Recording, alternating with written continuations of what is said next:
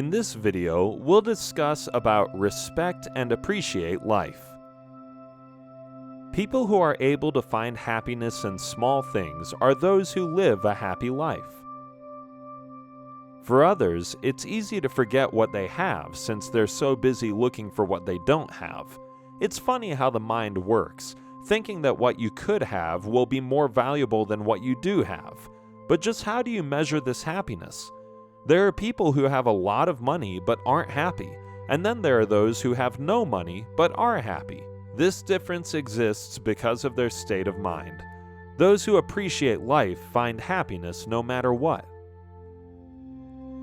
While happiness itself can mean a lot of different things for different people, those who are the happiest may not necessarily have the best of everything, but they do make the best of everything. If your happiness is associated only with achieving certain goals, such as a nice car or a good job, then rest assured that the search for happiness will be a lifelong pursuit. This is because once you get these goals, you look forward to meeting more goals, which will make you happier, and so on.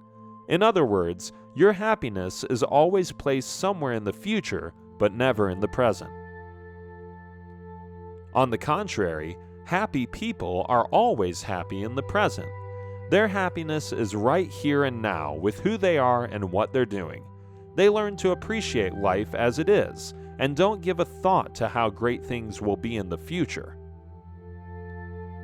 If you want to lead a happier life, try including these Zen habits to appreciate life better. Learn to let go. This may sound difficult to do, but learning to let go can release you from a lot of worries. At times, you stick on to things that don't matter. You feel that if you let go, you won't be able to survive. In essence, it's an attempt to hold on to meaningless issues for more meaningful ones. When letting go, you need to realize that walking away from certain situations is a step forward. In fact, there are times when certain things in your life aren't meant to stay. Perhaps the most difficult part about letting go is moving out of your comfort zone and into new territory.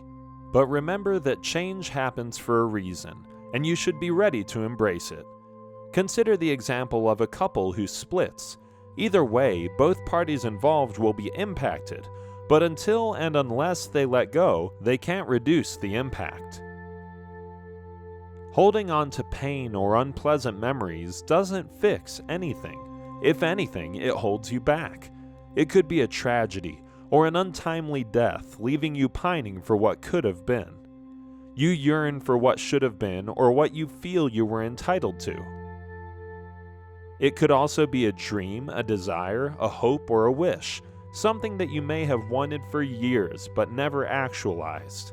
It becomes very important to let go because all this is dead weight, and the longer you hold on to it, the longer it takes for you to move forward. The same also stops you from investing in your present and being happy at the moment. Even when you look at all the stuff you possess, ask yourself, do you really need to have so many things? That shirt you stopped wearing ages ago still hangs in your closet. Those shoes that were your best friend in your college days still have a spot on the shoe rack. And all those books which you'll never open again are taking up half the bookshelf. You talk about letting go, but keep holding on to excess baggage. Learn to let go of things and let more life in. Turn more to nature. There is no denying the fact that everyone feels happier when they are in nature. Mother Nature never disappoints and always provides inner peace. Being in nature helps reduce stress levels, and if you notice, time also slows down when you're in nature. The sense of urgency and rush that you experience in your daily life seems to come to a standstill when you turn to nature. Instead, it's replaced by a healthier pace of life. Things in nature happen according to their natural rhythm, instead of being dictated by clock time. When you spend more time in nature, you stop to enjoy the scenery and learn to appreciate more. You learn to breathe slowly and relax and get relief from the daily grind. It is possibly one of the best ways to add more Zen into your life. When you cut yourself off from nature, you get assimilated by the drive to be as comfortable as possible, to make your life as pleasurable as possible, and to resist as much hardship as you can. But the truth is that you can never be pleased or comfortable all the time, and you certainly can't always be in control. Staying in touch with nature brings you back to reality. So many things in nature are beyond your control, such as the rising and setting sun. You can't control when it rains or when the temperature gets too high. You learn to accept these elements as they are, which is a lesson in humility. It makes you realize how little control you really have. You accept this reality and learn to be happy in your given situation. Happiness is closer than you think. To conclude, the quest for happiness doesn't have to be an impossible task. It's right there for you to behold, if you choose to do so. Contrary to popular opinion, which looks for happiness in nicer things, you can find happiness in the simplest of things.